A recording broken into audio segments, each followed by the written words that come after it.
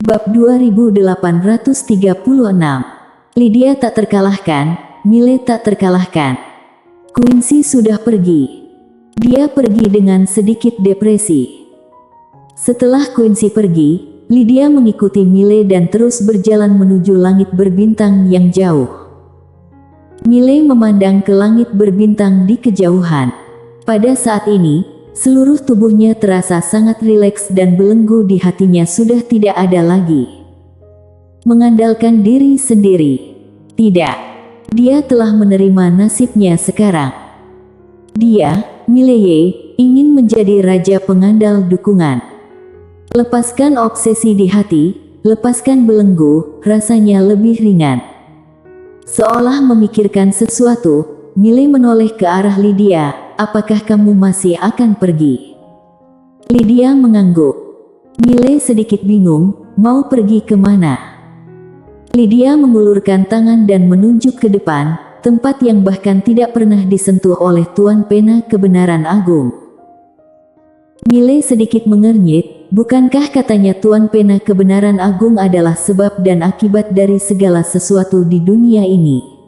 Dan segala sesuatu dan roh di dunia ini ditulis olehnya.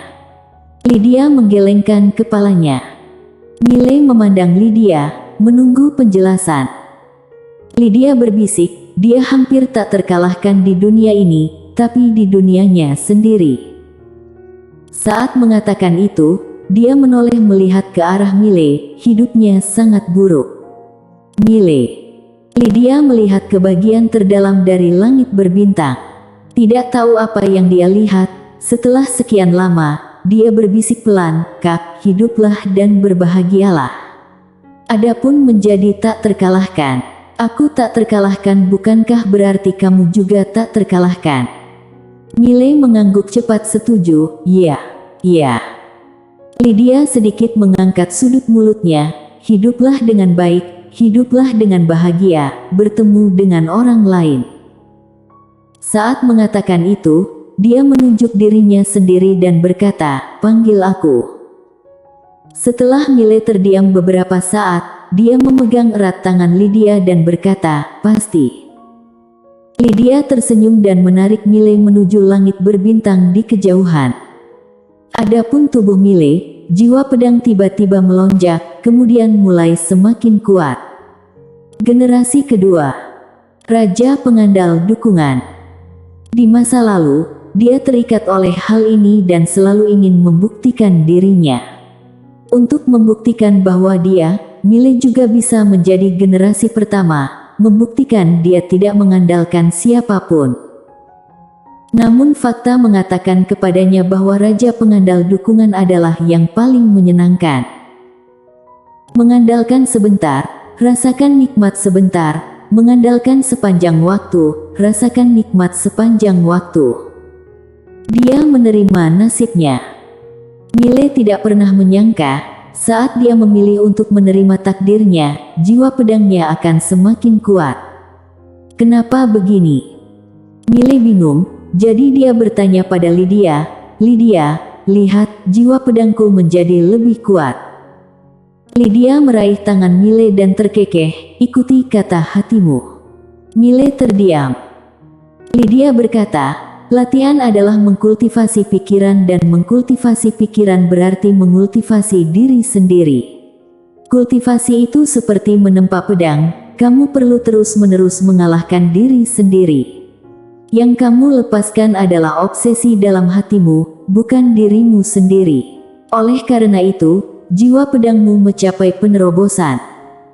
Saat mengatakan itu, dia menoleh untuk melihat ke arah Mile. Apakah kamu merasa malu mengandalkan orang lain? Mile terdiam. Lydia terkekeh dan berkata, bukankah aku juga mengandalkanmu untuk bertahan hidup? Bukankah ayahmu juga mengandalkan banyak orang? Saat berbicara, suaranya melembut, Kak, entah kamu mengandalkan diri sendiri atau orang lain, jangan terlalu khawatir. Jika bisa mengalahkan, kalahkan saja. Jika tidak bisa, panggil saja aku. Lakukan saja apapun yang kamu lakukan. Mile mengangguk, aku mengerti. Mendengar ini, Lydia tiba-tiba menghela nafas lega. Akhirnya berhasil membodohinya.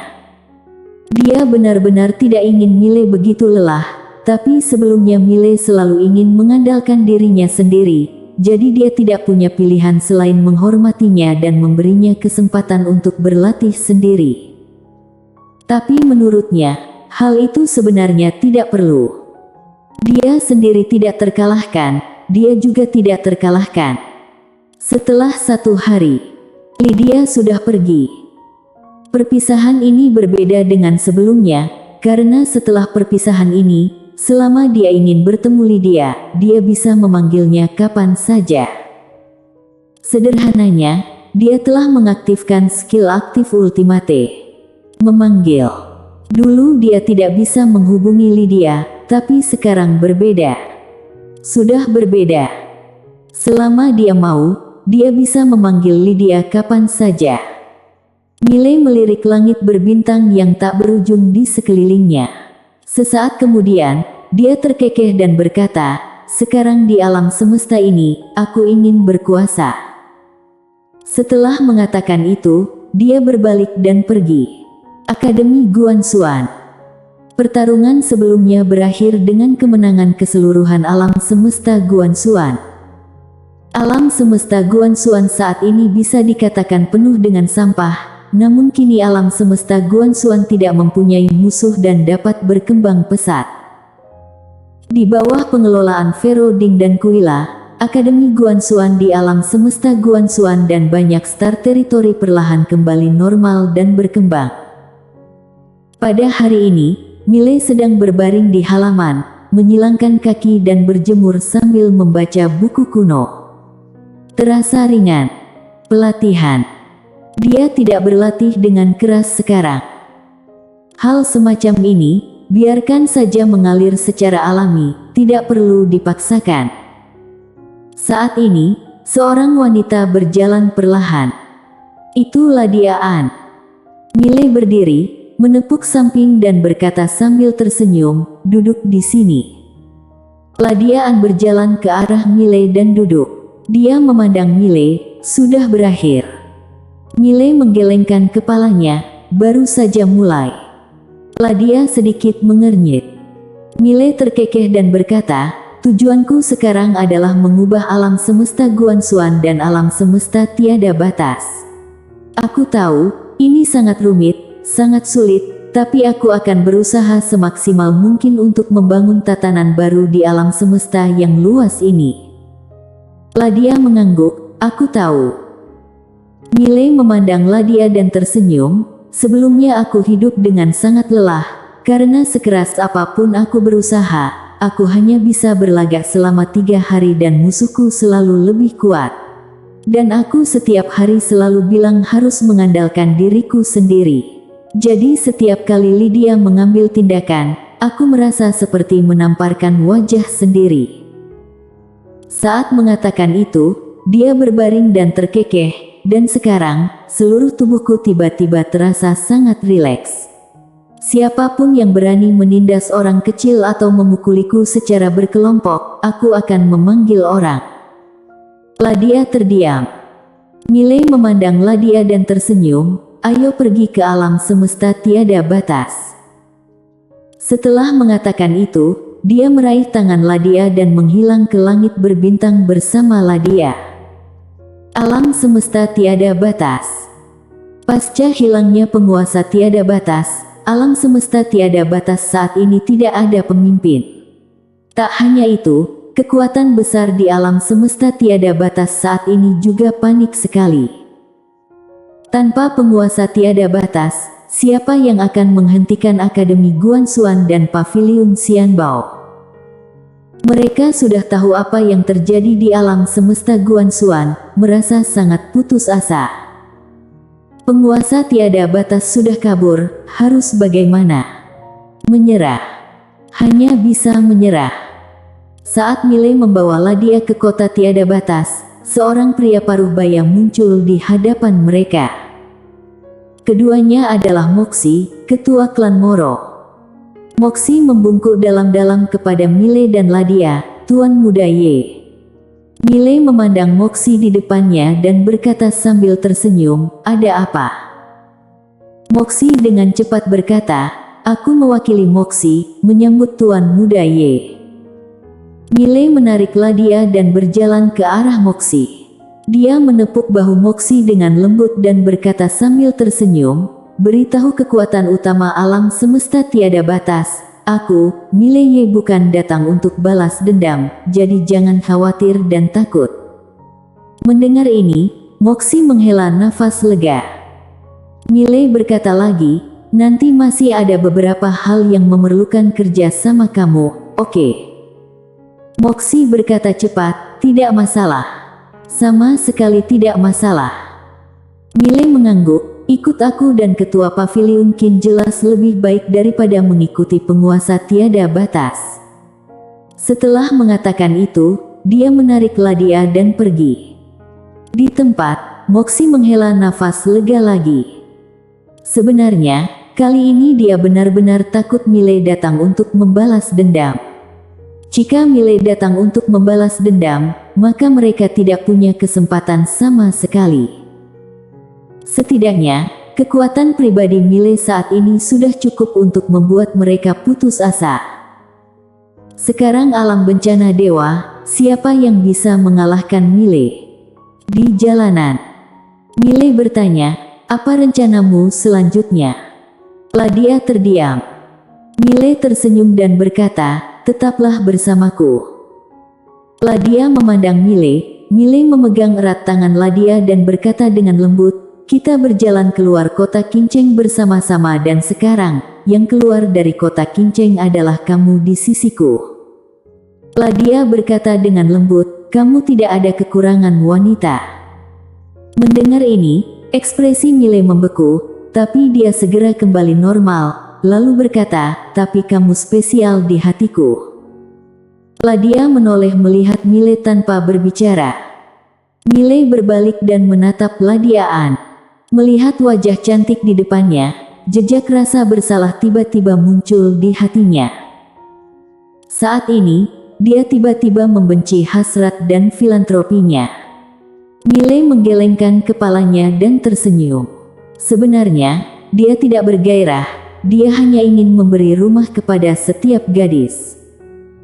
Tanpa memikirkan masalah rumit ini, Miley menarik Ladia dan terus berjalan pergi. Setelah 1 hari, Sifu dari Akademi Guanxuan dan Pavilion Xianbao kembali menetap di kota tiada batas. Pada saat yang sama, Akademi Guanxuan dan Pavilion Xianbao mulai membangun kota tiada batas. Tidak hanya itu, kedua keluarga tersebut mulai membangun akademi dan pavilion Xianbao di berbagai tempat di alam semesta tiada batas. Namun kali ini tidak ada kesulitan apapun. Kekuatan besar alam semesta tiada batas yang dipimpin oleh klan Moro aktif bekerja sama. Seperti sebelumnya, kekuatan super ini juga aktif merekrut anggota keluarga mereka yang berprestasi kirim ke Akademi Guanxuan untuk belajar. Sekarang sebagai murid Akademi Guanxuan, itu setara dengan jimat penyelamat jiwa. Dan saat ini, tidak ada lagi yang namanya alam semesta tiada batas. Alam semesta tiada batas dan alam semesta nyata, keduanya disebut alam semesta Guanxuan. Meski memilih menjadi raja pengandal dukungan, Miley tidak berhenti berlatih. Dia tidak peduli dengan urusan Akademi Guanxuan dan Pavilion Xianbao. Setiap hari berlatih bersama Ladiaan. Kekuatan keduanya hampir sama, kalau bertarung, terasa sangat menyenangkan. Tentu saja, jika Miley tidak menggunakan benda asing, Ladia tetap tidak bisa mengalahkannya jika menggunakan benda asing. Armor Guanxuan dan pedang biru gaib miliknya adalah benda yang sangat menantang surga. Dan begitulah, waktu berlalu sedikit demi sedikit, alam semesta Guanxuan semakin sejahtera setelah mengalami perang sebelumnya. Karena dukungan finansial penuh dari Pavilion Xianbao. Pada hari ini, Quincy tiba-tiba datang ke halaman tempat Miley berada. Dia memandang Miley di depannya dan berkata sambil tersenyum, aku datang untuk mengucapkan selamat tinggal. Mile sedikit mengernyit, selamat tinggal. Quincy mengangguk, aku akan pergi ke Star Territory Bintang Across. Tim eksperimenku telah menjelajahi sebuah alam semesta asing, jadi aku ingin membawa beberapa orangku pergi ke Bintang Across untuk membangun formasi teleportasi. Mile berpikir sejenak lalu berkata, aku ikut denganmu. Quincy tertegun, lalu berkata, kamu ingin pergi juga? Mile tersenyum dan berkata, pergi lihat. Quincy berpikir sejenak dan mengangguk, kalau begitu ayo pergi bersama. Sekarang aku merasa aman mengikutimu, Raja Pengandal Dukungan, hehe. Mile bersambung.